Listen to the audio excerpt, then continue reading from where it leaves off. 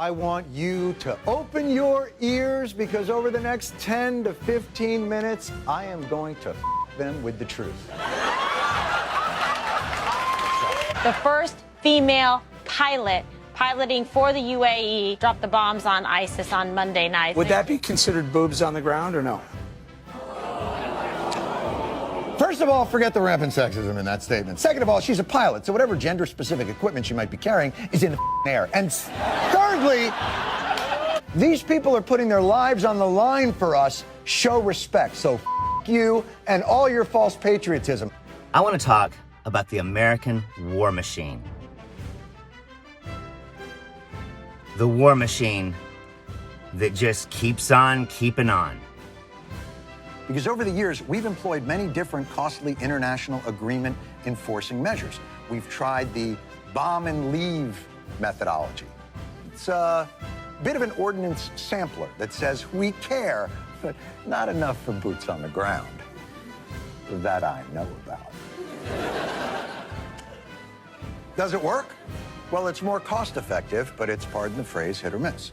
Back in the old days, the only thing you really needed for a war was some commies and a helicopter company that wanted to give a lot of money to your campaign. So we had Vietnam.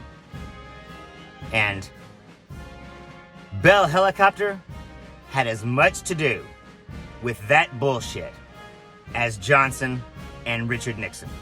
It's almost like a sickness that, oh, wait, tragedy happens. Let's see how we can advance our narrative. Yes, it's a sickness. This rush to use tragedy to advance your narrative. Combine that with an inability for self-examination, an almost comical degree of self-exculpatory rhetoric, flag pins, little bit of leg, and a complete immunity to irony, you got yourself a full-blown case of Foxabetes. And then, of course, we offer countries the platinum package, the bomb and stay. Your Koreas, your Vietnams, your Afghanistans, your Iraqs. You may ask yourself, why do we have to stay so long in those places? Well, it turns out that when you bomb the shit out of a place, the instability you create needs to be managed. Americans weren't so quick to have wars after that. Republicans, of course, have to have wars because many of their donors, are the creators of our war machine. So we have little bitty skirmishes. Panama, Grenada. But nothing really that the party could get behind, especially after they got burned in Vietnam. As your slogan says, Fox News, we read the chain mails your grandma gets in her inbox out loud like they were true. But let's not forget how bipartisan that war was. It was actually started by Dwight D. Eisenhower. Well, the whole thing came to pass whenever the French just could not take it anymore. They got their ass handed to them at Dien Bien Phu, and they pulled out. But Bell Helicopter had an idea for a new plane that'll work amazing in Southeast Asia. So we had the Huey. We built a shitload of them. So we could have Vietnam. For instance, when we took out Saddam Hussein, the craziest thing happened. ISIS originated with al-Qaeda in Iraq going back to 2005, 6, 7. We had to stay there to deal with the ISIS threat, which we caused by taking out Saddam. I get that Fox opposes the Syria peace plan because its modus operandi is to foment dissent in the form of a relentless and irrational contrarianism to Barack Obama and all things democratic, to advance its ultimate objective of creating deliberately misinformed body politic whose fear, anger, mistrust, and discontent is the mana upon which it sustains its parasitic, succubus-like existence. And,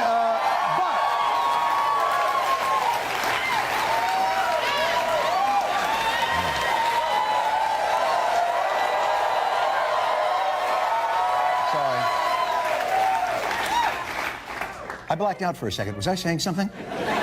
It totally worked. ISIS has spread far beyond its strongholds in Syria and Iraq. In fact, U.S. military officials tell NBC News they worry about the growing signs of ISIS presence in a half dozen other places. You see, sometimes a side effect of spreading democracy is accidentally spreading ISIS and a refugee crisis. Moving on. Enter oil. Now, we've got a reason to fight. By God, let's build some planes. Multiple wars, 20 years, didn't accomplish a goddamn thing. Maybe you're looking for more of a refresher package without all that collateral damage, in which case, America will teach you how to bomb. We offer military training to nascent democratic republics looking to shore up those aspirations. We do that a lot. And while that occasionally does lead to newly trained militaries overthrowing those nascent democracies, you gotta risk it to get the biscuit. But this new war,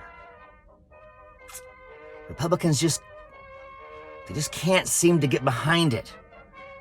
There's no massive war machine to pay.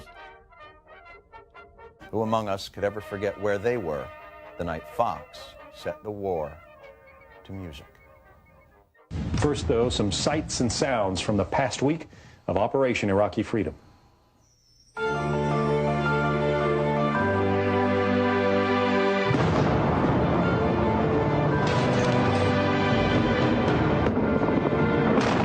Actually, I should say, Fox actually showed quite a lot of restraint.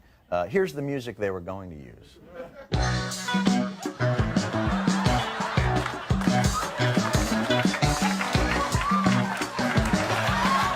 There's no oil.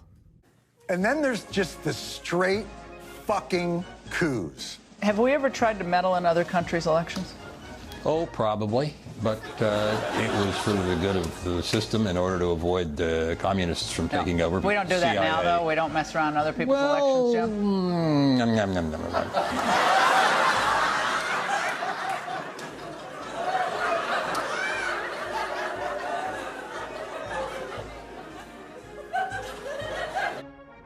But this war's being fought over there. So, suddenly Republicans are concerned about Americans and homeless people and poor people. So, let's see their budget. I can't wait to find out how many programs they're gonna cut for homeless people, poor people, and for all the things they say they care about. Because they don't want to fight a war over there. They want to help Americans here. She asked you if we do coups, and your response was the same as you get when you're lapping up soft ice cream. Are we overthrowing leaders?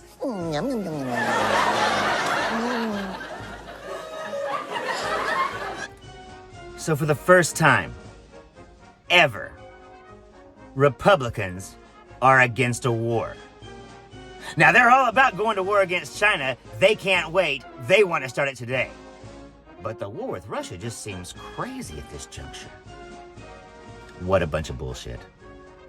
The point is, being the world's policeman is a big job, because the world is a very dangerous place filled with many dangerous weapons. And here's where it gets tricky. We are also the world's largest weapons dealer.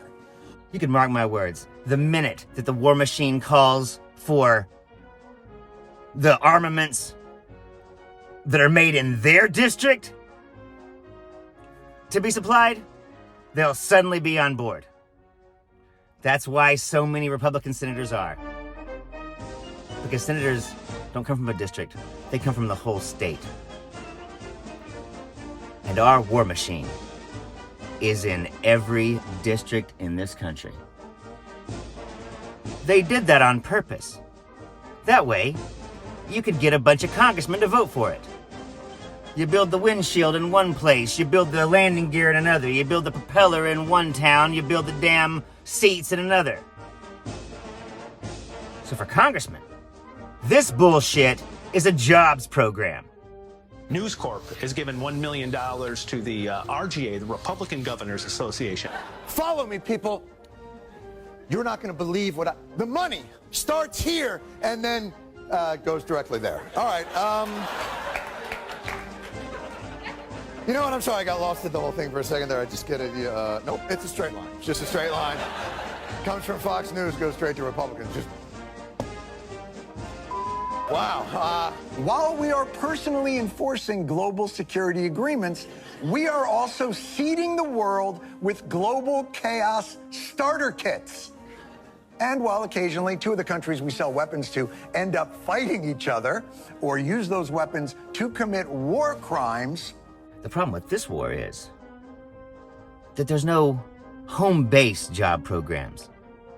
Republicans like a war whenever the hometown military bases blow up, because that's where their bread is buttered. Commander-in-Chief displayed his complete disrespect for the men and women in uniform. Shut up. We are very careful with what happens to these precious weapons. Courtesy of Uncle Sam, American-supplied armor, now riding under Taliban colors. The spoils of victory being paraded by the new masters of Kandahar. Did we do that? By the way, Masters of Kandahar is the worst reality show I've ever seen. So let's see what you got, Kevin McCarthy. I don't expect shit. I am starting to wonder if the anchor of global security might be attached to a sinking ship. Since 1945, our mostly chasing our tail military strategy has been everything, everywhere, all at once. That's super fucking creepy, that graphic. Why would I? They're Republicans. Anyway, what the fuck ever. Piss on them. I'm Zachariah, Lone Star Liberal. Y'all take it easy. They demand accountability for anger and divisiveness, whilst holding themselves entirely unaccountable for their anger and divisiveness. For 2 years, they used Benghazi as shorthand, as a symbol for the whole concept of a corrupt, lying, tyrannical, possibly murderous Obama White House. Kind of like other people used hands up, don't shoot as a symbol for systemic racism. And there's really only one difference between the two phenomena. Systemic racism actually exists.